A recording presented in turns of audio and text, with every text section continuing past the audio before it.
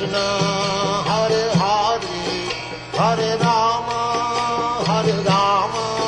Rama Rama, Hare Hare, Hare Krishna, Krishna Krishna, Hare Hare, Hare Rama, Rama Rama. Hare Krishna. I am Rajarsi Dasa. Welcome to Hare Krishna today. On today's program, we're continuing to study the material nature, how the soul is bound up in this world and how we are affected in different ways. Let us read a few of the previous topics we covered, and then we'll deal with today's subject matter. Previously, we discussed how many different species of life there are, describe them, and explain how the soul evolves through them. So we discussed the details from the Padma Puran, the 8,400,000 species and so on. Then we discussed how does man change body through reincarnation. We discussed from Bhagavad Gita the details of how that takes place. On our previous program, we discuss, explain what is karma and how it affects the living entity. So we define from Bhagavad Gita that actions pertaining to the development of the material bodies of the living entity, Krishna says, this is karma. We also describe karmana daivanetrina from Lord Kapila, saying that how there is daivanetrina, the divine witness, and so striya pravishta udaram, the soul is put into the womb of a particular mother, he gets a particular type of body. So we shouldn't go about blaming God for what body we have now. So then it says that how it affects the living entity, how this karma affects the living entity. Now that's the previous week's program subject matter. This week, question 11, what reactions are produced by pious activities? What reactions are produced by impious ones? Give some examples. Yeah, so the examples for pious and impious activities, let us take Queen Kunti from Bhagavatam, teachings of Queen Kunti. Queen Kunti said, Janma, birth, Aishwarya, wealth, Shruta, learning, intellect and learning, Shribhir, physical beauty. These are symptoms of pious or impious activities, as the case may be. According to where you take your birth, what type of country, Janma. Then, who your parents are also. What about some child born in a with parents who are drug heads, alcoholics, they're in a poverty-stricken condition, legal implication maybe. So why did you take birth in that situation, that family? Are you suffering for the sins of Adam and Eve? That's a joke, right? Some people would like to have us believe that tough luck, Adam and Eve, they messed up in the past, and poor me, I had to suffer for their sins. Well, Krishna doesn't go for that in the Gita. He says that Sarva Bhutani Samoham, all living beings are born into delusion because of their own Icha and Dvesha. Their own. He doesn't palm off anything on anybody else, suffering for somebody else. Neither does Krishna take any blame for it. He puts his disclaimer, Nadate kasya chit papam nachaiva sukritam vibhu. I am not responsible for anyone's pious enjoyment or their suffering. Don't blame me for your pap, your sin, and don't blame me for your punya, your piety, and your enjoyment. You perform sinful activity because of the bewildered intelligence, and you get the reaction. So we are looking at these symptoms: Janma, the family you take your birth in; Aishwarya, the kind of wealth and so on you have, that you are entitled to or that you will get. Now someone may say, these people have plenty wealth, I'll take from them. True? Is that your quota? You will take from them? Great. Push your way through. Force your way and take. But know for a fact that if you are taking what you are not entitled to, then you are going to have to pay for it in the future. Yes. That's just like taking a loan. You take a loan. Great. Have a ball of a time. Enjoy yourself. But you will have to toil and pay back that loan. So when you see the bandits today, they go about thinking, yes, some people, they have plenty and we'll take from them. You should know that this is all due to ignorance. Even though a man may be poverty-stricken, if he's enlightened, he won't be despondent, he won't be unhappy, because he knows the laws of nature. Isha vasyamidam sarvam yat kincha jagatyam jagat, that everything in this universe is owned and controlled by God. Yes. He knows everything is owned and controlled by God, and whatever I have, I will utilize it in His service. I'll utilize it for attaining perfection. So he's enlightened. So he doesn't become envious. This is another symptom of ignorance. People becoming envious of others. Oh, look how much he has. I don't have that. So the amount of different layers of ignorance that covers this society today, resulting in envy and competition and cheating and stealing and usurping what doesn't belong to you. All of this is due to ignorance. If people are actually enlightened, there'll be harmony. There'll be productivity also. If people are enlightened, they won't be standing and leaning on the shovel when they're supposed to be working. You know what I mean, right? I don't have to go through and explain the details of it. I'm speaking about people who try to cut corners. If they could get money this way, get money that way, and they don't have to work, then they go that way. Well, who are you cheating? Who you think you're fooling? Krishna says in the Bhagavad Gita, man, in the performance of his own duty by worshipping the Lord, he can attain perfection in life. Yes. Performing a person's prescribed duty, if a person is enlightened, then the Lord says, everything that goes on in this world, the activities a man performs, they fall under the Varna and Ashram, which we'll discuss later on in detail. But we're just hinting now that whatever activities you perform, this is under the arrangement of God. It's just like a cloth. The vertical and horizontal threads is what makes up the cloth.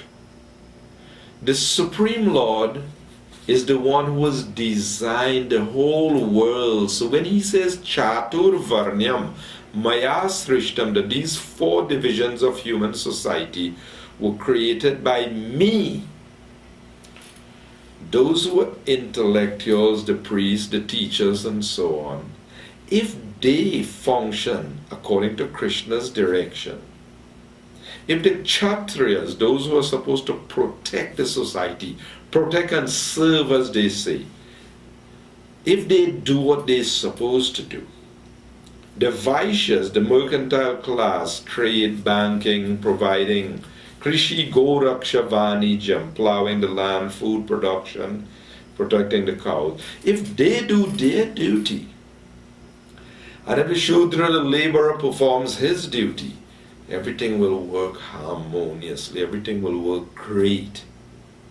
If everyone does their duty, by worshipping the Lord, by performing their duty and offering the result to the Lord in yajna, in sacrifice, there will be perfect harmony in society. But because of ignorance, people are cutting corners. They try to take what doesn't belong to them. They try to get money that they didn't work for, or things like that. You know, like the gambling and so on. All cheating business. All cheating business. Somebody, the cheaters and the cheated. Yeah, you want to gamble? Well, government say, all right. Well, we'll cheat you. We'll legalize. We'll legalize. Long time they call it we play by the riverside or whatever. Now we'll legalize it and we'll take the big part. And you, yeah, you throw out money and maybe you'll get something too. They say gambling is a tax for people bad at maths. Yeah. I think you'll put out a little bit and you'll get plenty.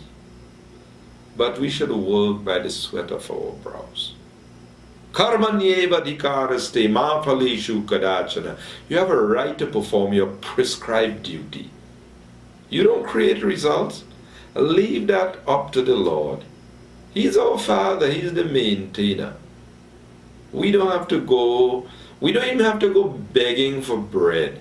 No, He knows. Suppose the child wake up one day, Prabhupada said, child wake up and say, Mommy, would you give me food today? The mother will say, what? This child doesn't have faith. Every day I'm feeding, I won't feed you today. Does the elephant open church and temple and mosque and pray? All the creatures, they pray. No, God is Bhuta Brit. He is the maintainer of all living beings. Eko Bahunam Yo Viradhati Kamam. That one is maintaining the innumerable, all living beings. That's God. So we are making the point here that Janma, you take what kind of birth? Aishwarya, the wealth that you have at your disposal, whatever you get. Shruta, the type of intellect you have. Shribhir, your physical beauty. All these things, or the lack of it, is due to our action and the Lord's supervision. He's giving this and He's giving that. So, what reactions are produced by pious activities? Somebody is giving in charity. They are opening hospitals, opening schools, and so on. So in your next life, you'll come and you'll get back some good material facility and so on. Yeah. Impious activities, you're depriving people of their possessions, you're killing living beings, depriving them of their life and so on. So in the next life, you will have to come back and be deprived. You didn't offer anything in sacrifice, you didn't give any charity, you didn't do anything. Then you'll have to come back, if you get a human form, that is, or else adhogatan chanti. When you exhaust everything, you go down into the lower species. So, the idea of good reactions and bad ones, you should know that we are not advocating just good karma.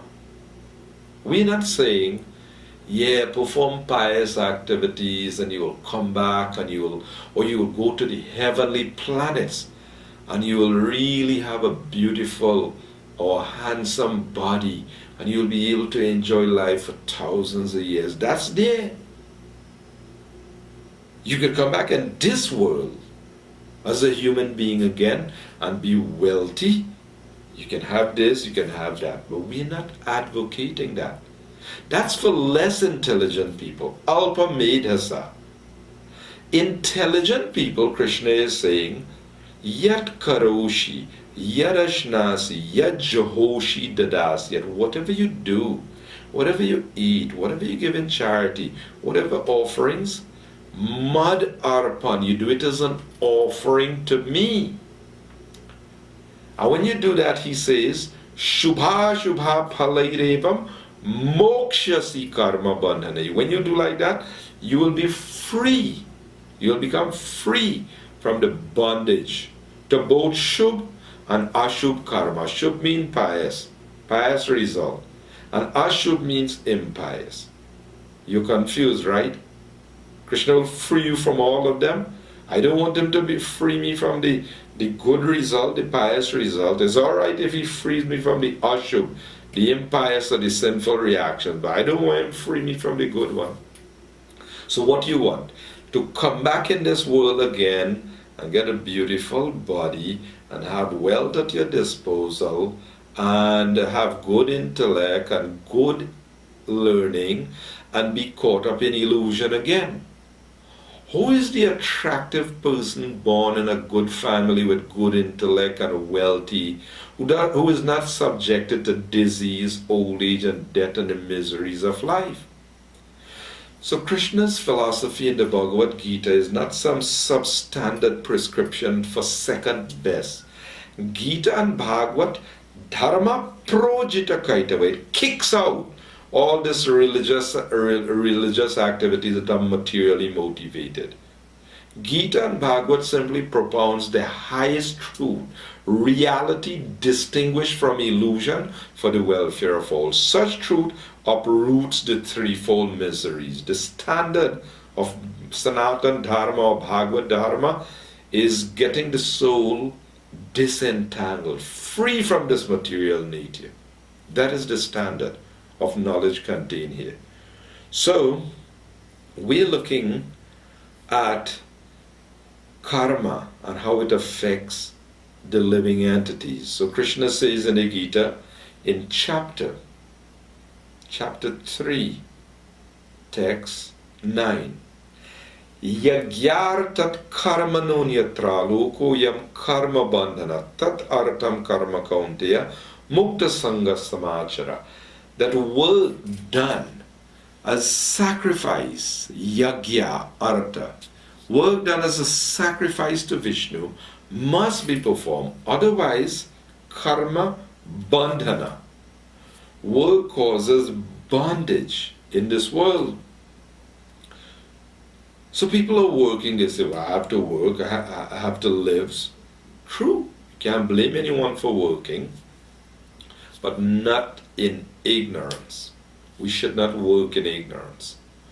Work done as a sacrifice to the maintainer, Yagyo Vai Vishnu, work done as a sacrifice to Vishnu must be performed, otherwise karma bandhana. Work will cause bondage in this world. It will sentence us to more reactions in this world.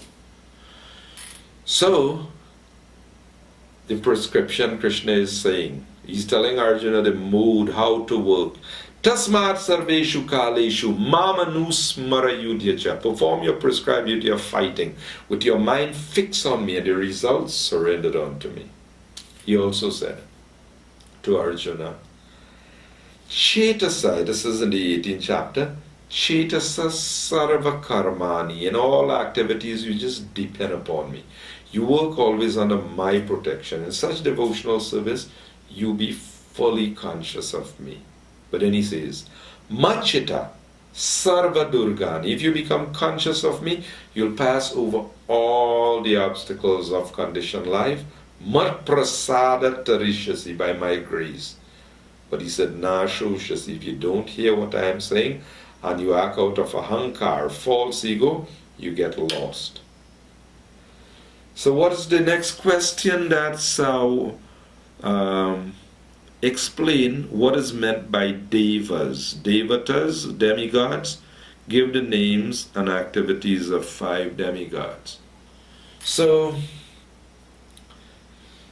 there are millions of devatas, practically all different aspects of the universe is controlled by the Lord's agents, his empowered representatives.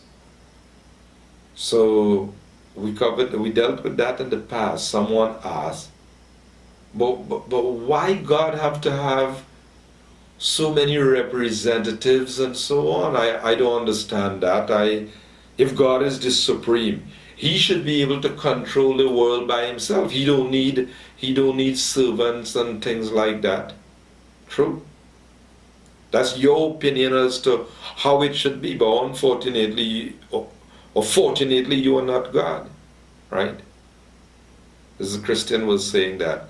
So we said, well, if that is your idea of what God is, he's the supreme and he could do everything for himself, well, why did he need to send his son to come and die on cross and so on for you?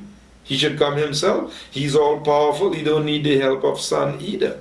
Huh? If that is your line of thinking. So God, he's not a boring God. Parasya Shaktir Vividhaiva Shruyati. Parasya Shakti. He has multifarious energies. And his energies are manifested in diverse forms. Eka Data Desha Stitas Agni. Just like Agni, like a fire. Those situated in one place. Eka Desha. Parasya Brahmana Shakti Tatedam Akilam Jagat. The Supreme Lord, though situated in one place, he pervades the entire existence through his multifarious energies. So fine, God is one. But Sarva Kaloidam Brahma, he supports everything. Everything is resting on him as Brahman. Is that all? Just a boring, undifferentiated light? Is that all? No.